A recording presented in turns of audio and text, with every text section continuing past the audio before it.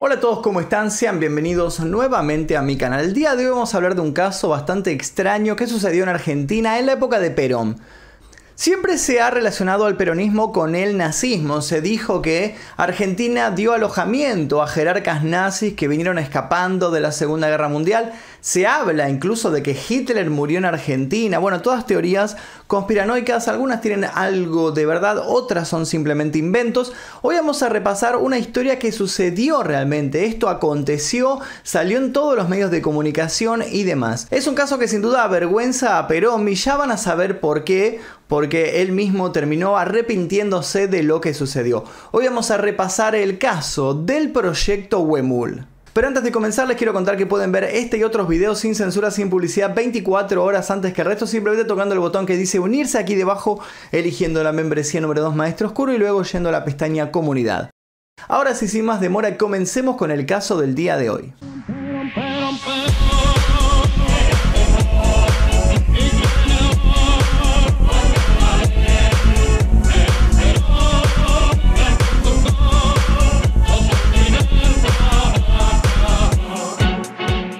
Corría el año 1951.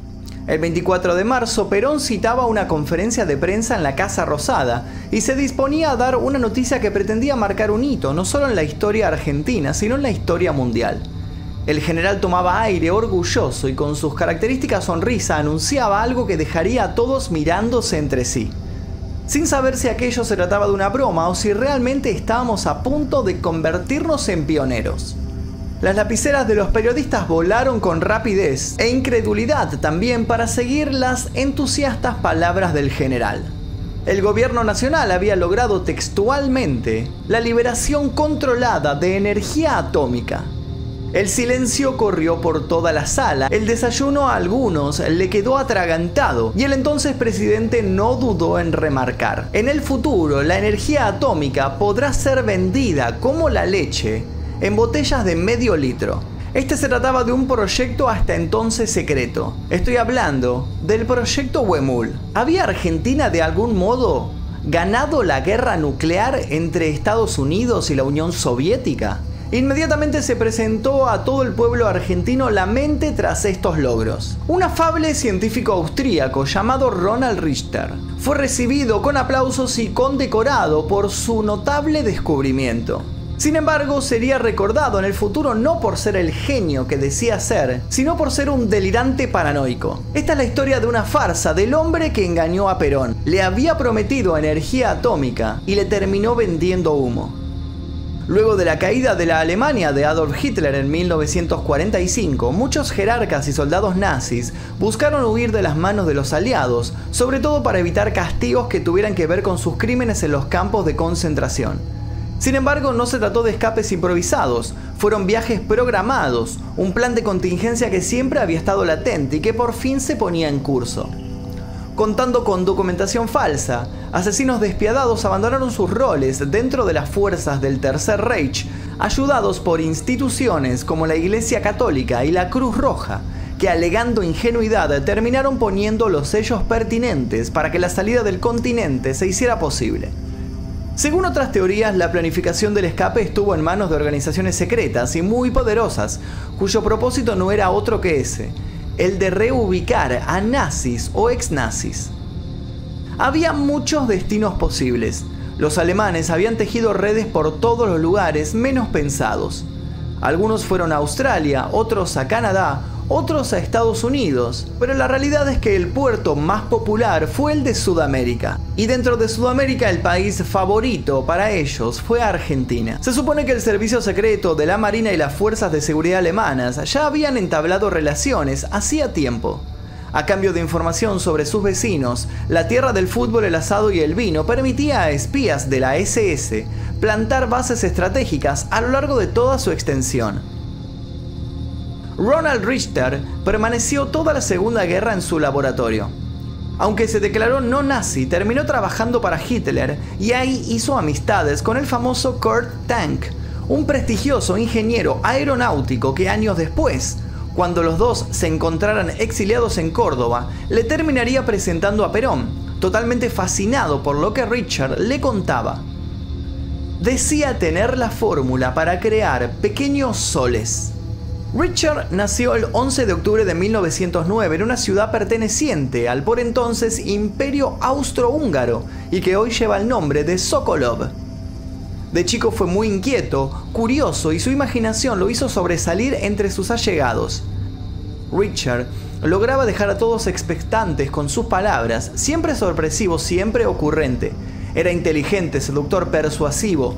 Se jactaba de un doctorado en física obtenido con distinciones en la Universidad de Carolina de Praga. Estaba en el mundo para algo grande. Trabajaba en sus cosas día y noche con un nivel de obsesión inusitado. Perón quedó tan obnubilado como Tank cuando lo conoció y escuchó lo que Richard con convicción le aseguraba. Luego de años de estudio, era capaz de crear energía a través de la fusión nuclear, algo que no se había logrado aún en el mundo. A pesar de que los conocimientos de física de Perón eran reducidos, el solo hecho de imaginarse a Argentina entre las potencias del mundo fue suficiente. Sin dudarlo, estrechó la mano del científico y le ofreció todo lo que precisara para llevar a cabo el plan. Eso fue en agosto de 1948. Para 1952, Richard estaría preso. En 1991 murió solo y pobre. Pasó sus últimos años en el conurbano, refunfuñando por lo bajo a quien quisiera escuchar que él aún tenía el secreto en su poder. La isla Huemul está ubicada en el lago Nahuel Huapi, en cercanías de la ciudad de San Carlos de Bariloche, en la provincia de Río Negro, Argentina. La isla tiene una superficie de 74 hectáreas y posee bosques de ciprés de la cordillera Icoihües. Para llegar a la isla Huemul, hoy no hay paseo turístico habilitado, pero tampoco hay restricción para desembarcar en el viejo y deteriorado muelle de madera. Muchos llegan en kayak o en embarcaciones propias.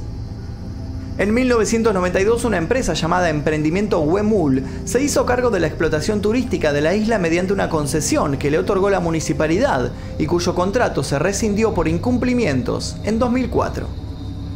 Los senderos de la isla son recorridos a diario por residentes y turistas que son movidos por la curiosidad.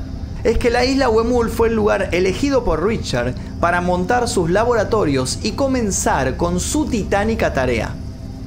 Richard había pensado primero en Córdoba como su centro de operaciones, cerca de donde se desempeñaba su colega Tank, pero luego lo había considerado un lugar inseguro para un proyecto de tales magnitudes. Así fue que la isla Huemul, de muy difícil acceso en ese momento, se convirtió en su gran Disneylandia nuclear, de la cual solo hoy sobreviven ruinas engullidas por la vegetación. Un panorama totalmente desolador, como si toda vida hubiera sido arrasada por una bomba atómica. Solo que a pesar de las promesas de Richard, una bomba atómica fue justamente lo que nunca hubo.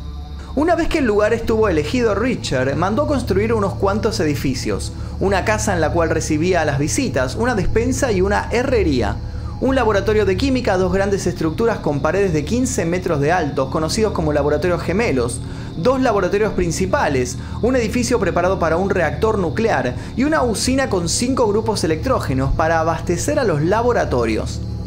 Hoy día en los sectores edificados hay moles de cemento y ladrillo con estructuras de hierro retorcidos, azulejos arrancados, faltantes de madera y revestimientos, grafitis, marcas de fogatas y hasta orificios de disparos en las paredes. Orificios que quedaron como souvenirs luego de que la isla en algún momento fuera utilizada por la Escuela Militar de Montaña como campo de entrenamiento y supervivencia. Algunos pobladores de la costa de enfrente aducen que el mayor deterioro de los edificios se produjo por estas prácticas y que incluso fueron los soldados quienes arrancaron las maderas de los pisos de las instalaciones para hacer fuego y calentarse por las noches. Pero no siempre todo fue decadencia en Huemul. En 1949, cuando Richard se instaló allí con un asistente, Huemul se perfilaba como la cuna en donde se gestaría algo que revolucionaría a toda la humanidad. Con esmero y sin pausa, Richard trabajó, tomó notas, hizo pruebas, se contactó con otros especialistas, siguió haciendo experimentos, se desveló sacando cálculos, llenó y llenó pizarras de datos. Por la tarde, cuando el sol caía, agarraba sus binoculares y se dedicaba a escrutar el horizonte. Estaba convencido que todo el tiempo lo espiaban para robarle sus preciados planos. El 16 de febrero de 1951, Perón por fin recibió la llamada que estaba esperando. General, lo logré. Conferencia de prensa mediante, Richter fue considerado un sabio por el poder de turno. En el Salón Blanco de la Casa de Gobierno, el sabio profesor Ronald Richter es objeto de las más merecidas distinciones con motivo de los extraordinarios trabajos que realizara, logrando la liberación controlada de la energía atómica. Y luego de haber recibido la nacionalidad argentina y frente a una Evita que lo miraba con desconfianza, recibió la medalla de la lealtad peronista y el título de doctor honoris causa de la Universidad de Buenos Aires. Por otro lado, Perón le obsequió un Cadillac descapotable y hasta le propuso hacerle un monumento en lo más alto de la isla Huemul. El honorable científico, con una falsa modestia, dijo que eso todavía podía esperar. No sabía que le quedaba muy poco tiempo antes de que su figura se desmoronara completamente. Los periodistas fueron recibidos en la isla Huemul y Richter, como de costumbre, se mostró encantador y no se privó de presentar a su hija y a su gatito. Según contaba, dado que no lo habían dejado ingresar con el felino, se negó a visitar Estados Unidos. No hubo mucho rigor científico en todo el recorrido que el excéntrico hombre ofreció. En determinado momento se limitó a clavar su vista en el exterior y repetir lo que venía diciendo hacía tiempo, que alguien lo espiaba desde la ladera del Cerro Otto. Más tarde, ya retirado, ampliaría esta información y afirmaría, con tono duro, en una de las últimas entrevistas que dio: dos ingenieros navales que trabajaron en la construcción de los edificios de la isla, Constantini y Vaca, tenían orden de espiarme e informar sobre mis movimientos. Yo estaba rodeado de saboteadores. Además, recalcó que cada vez que daba una orden para hacer algo, alguien generaba una contraorden desde las sombras, destruyendo sus avances y volviendo tedioso el día a día en el lugar. ¿Simples fantasías de un hombre pasado de trabajo? ¿O realmente Richter fue víctima de poderes ocultos que se empecinaban en ponerle un freno a su genialidad? Lo que sí se sabe a ciencia cierta es que, más allá del fervor popular y su aparición en numerosas portadas, más allá de la victoria que Argentina se autofestejaba, los logros anunciados por Perón despertaron controversia y un profundo escepticismo en todos los medios.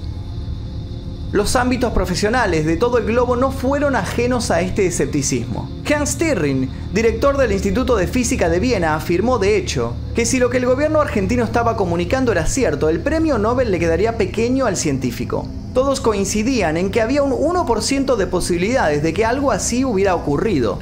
Pero se mantuvieron alertas, porque a veces los milagros suceden incluso en el mundo científico. Antes de ser amo y señor del proyecto Huemul, Richter solo había tenido dos trabajos oficiales. Uno fue en el laboratorio nuclear del Correo Alemán y el otro en una instalación que manejaba Manfred von Ardern, un físico germano que tras la derrota de Hitler participó del programa de la Unión Soviética para fabricar la primera bomba atómica. Manfred fue despertado por las máximas autoridades del gobierno soviético a las 3 de la mañana. Había un revuelo en torno a lo que podía estar ocurriendo en Argentina. Manfred se preocupó en primera instancia. Alguien se le había adelantado, pero entonces escuchó que el nombre de Richter estaba tras el asunto y no pudo más que estallar en carcajadas ante la incredulidad de sus superiores. Cuando logró contenerse, aclaró que conocía lo suficiente a Richter como para saber que aquello se trataba de un malentendido o una estafa de características monumentales.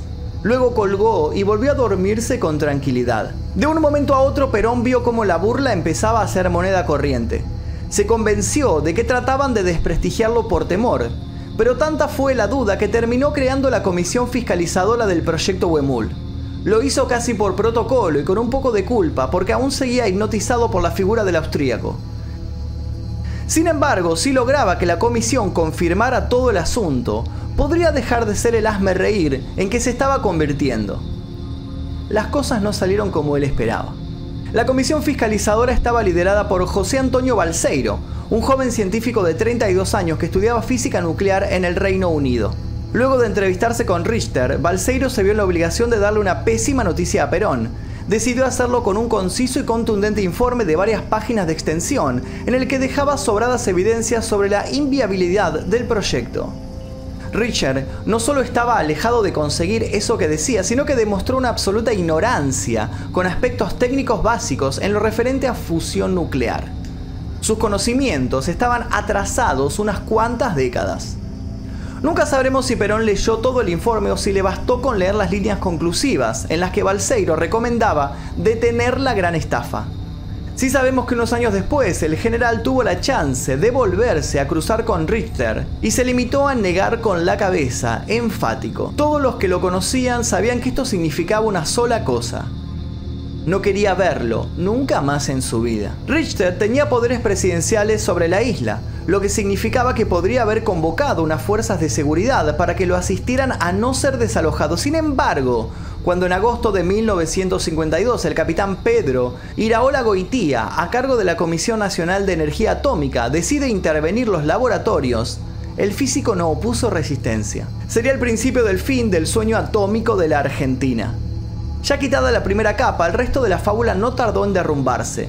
Se descubrió en breve que Richter nunca había tenido acercamiento significativo con la comunidad científica internacional o nacional, y que incluso su tesis, con la que había obtenido su doctorado en Praga, tesis de la que no paraba de hablar, había sido descartada por las autoridades por lidiar con la fantasía. Sin embargo, quizá porque venía de una familia adinerada, quizá por negligencia, consiguió su título.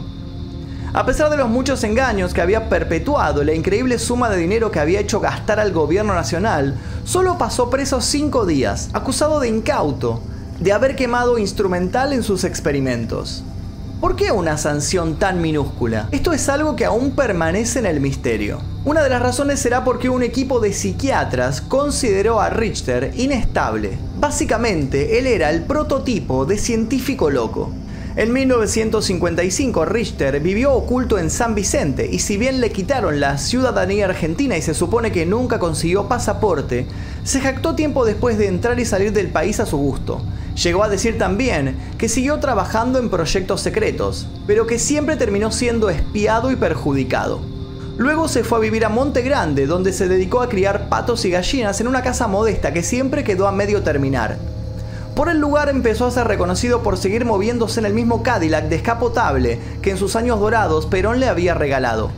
Frecuentaba los bares de la estación y se limitaba a monologar en su idioma natal, alegando a quien le prestara oído que ya no hablaría español porque le parecía un idioma de simios. Luego seguiría despilfarrando sus verdades una tras otra. Siempre se terminaba yendo apurado, con la idea de que alguien de la otra mesa lo estaba vigilando. Alrededor de la historia se tejieron infinidad de teorías, algunas de las cuales buscaron rescatar la figura de Richter. Se dice, por ejemplo, que lo que el científico estaba buscando no era una bomba atómica, sino un acelerador de partículas, y que incluso iba en la dirección correcta, pero las presiones internacionales terminaron truncando el proyecto. Esta teoría remarca que con la revolución del 55 las instalaciones de la isla Huemul fueron sutilmente bombardeadas por orden de la CIA. Algunos usan esta historia para explicar otro de los misterios de la zona, el famoso monstruo del lago Nahuel Huapi, el Nahuelito, que no sería otra cosa que submarinos que rondaban en esas aguas con afán de no dejar en paz a Richter. El episodio quedó archivado como una de esas cosas de las que nunca se quiso volver a hablar. La ambición le había costado muy cara al gobierno y se prefirió tapar todo el asunto. Sin embargo, la realidad es que gracias a la maquinaria de las instalaciones del proyecto Huemul se pudo crear unos años después el Instituto de Física de Bariloche, uno de los centros de investigación física y energía nuclear más destacados. El primer director del instituto fue el mismísimo Balseiro. Richter devolvió sus medallas y aunque prometió escribir un libro con su versión de la historia, una versión muy diferente a la oficial, nunca lo hizo. O quizás sí lo hizo y tal vez esas sombras que lo perseguían se encargaron de que no saliera a la luz, dejándolo para siempre como uno de los más grandes fabuladores. Y hasta aquí la historia de Richter y la isla Huemul, uno de estos misterios de la historia argentina de la que pocas personas hablan. Es algo que no se conoce mucho. Cuando me topé con esta historia me llamó muchísimo la atención y dije, es raro que muy poca gente haya hablado de este caso porque me pareció realmente fascinante. Quiero que me dejen aquí debajo sus opiniones. ¿Qué les parece? ¿Richter era un fabulador? ¿Era un loco? ¿O realmente estaba trabajando en algo muy secreto? Quiero que me dejen aquí debajo sus opiniones y también sus recomendaciones de próximos casos a tratar en este canal. Les dejo también algunos casos recomendados para que sigan haciendo maratón. Mi nombre es Magnum Mephisto, nosotros nos veremos seguramente en el próximo video. Adiós.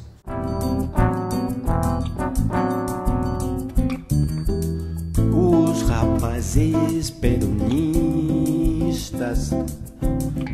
todos unidos triunfaremos e como sempre daremos grito de coração, viva Perón, por esse grande argentino que tem sabido conquistar a grande massa do povo, combatendo o capital. Perón, Perón, você o maior, meu general, você é demais. Perón, Perón, grão condutor, você é o primeiro trabalhador. A única verdade